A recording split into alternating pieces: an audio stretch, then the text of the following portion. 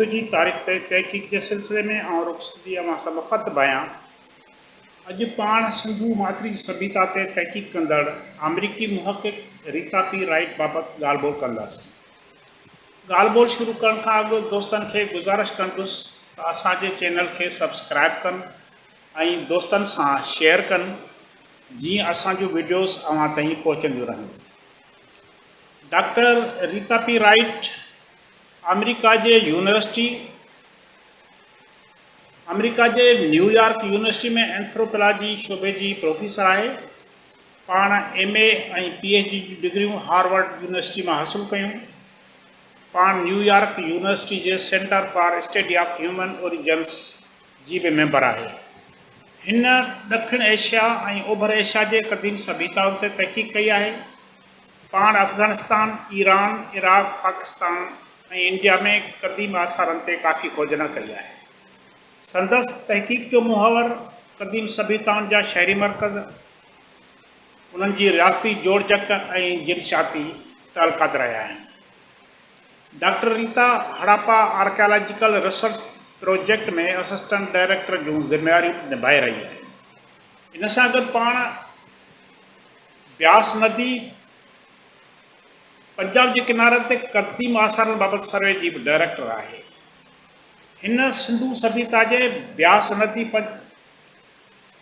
पंजाब जे किनारनि ते ॻोठाणी सक़ाफ़त ऐं शहरी तमदुन जे माॻनि ऐं आबादियुनि बाबति तहक़ीक़ में बि काफ़ी अॻुभराई कई आहे।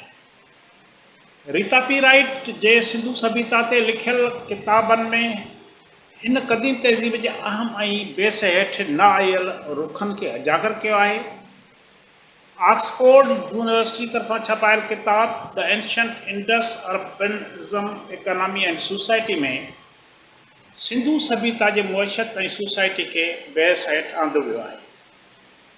रीता राइट सिंधु सभ्यता जी आबहवा जी तब्दीली ऐं उन जे हिन तहज़ीब ते पियल असरनि बाबति पहिरियों भेरो साइंसी बुनियादनि ते तहक़ीक़ कई आहे।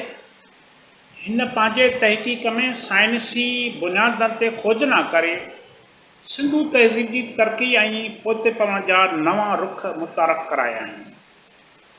खेसि सिंधु सभ्यता ते तहक़ीक़ जे मञता तौरु नेशनल जोग्राफिक सोसाइटी तरफ़ां 1999 में एवॉर्ड बि ॾिनो वियो। रीता खे न्यूयॉर्क यूनिवर्सिटी तरफ़ां हड़प्पा आर्कियोलॉजिकल रिसर्च प्रोजेक्ट लाइ 1993-94 ग्रांट बि ॾिनी वई।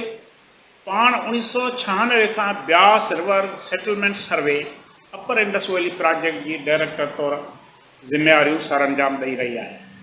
रीता पी राइट 1994 खां अप्रैल 1996 ताईं हड़प्पा आर्कियोलॉजिकल प्रोजेक्ट जी असिस्टेंट डायरेक्टर तौरु बि ख़िदमतूं सरअंजाम ॾिनियूं। हुन 1989 खां 1992 ताईं मुख़्तलिफ़ वक़्तनि ते Harvard university, California university, Wisconsin university ऐं नेशनल जोग्राफिक सोसाइटी जे फंडनि तहत हड़प्पा जे क़दीम आग ते वधीक कोठायूं करायूं आहिनि, जॾहिं त महरगढ़ ऐं नौशहरा जे क़दीम आगनि ते बि फील्ड रिसर्च कयो आहे। हिन आर्कियोलॉजी जे मौज़ूअ ते केतिरा ई किताब ऐं मक़ाला तहरीर कया आहिनि, जिन में कुझु किताब ऐं मक़ाला हिते शामिल कजनि था। The ancient Indus urbanism economy and society, water supply and history Harappa and the Beas settlement survey, prehistory of urbanism, craft and social identity शामिल आहिनि। महिरबानी।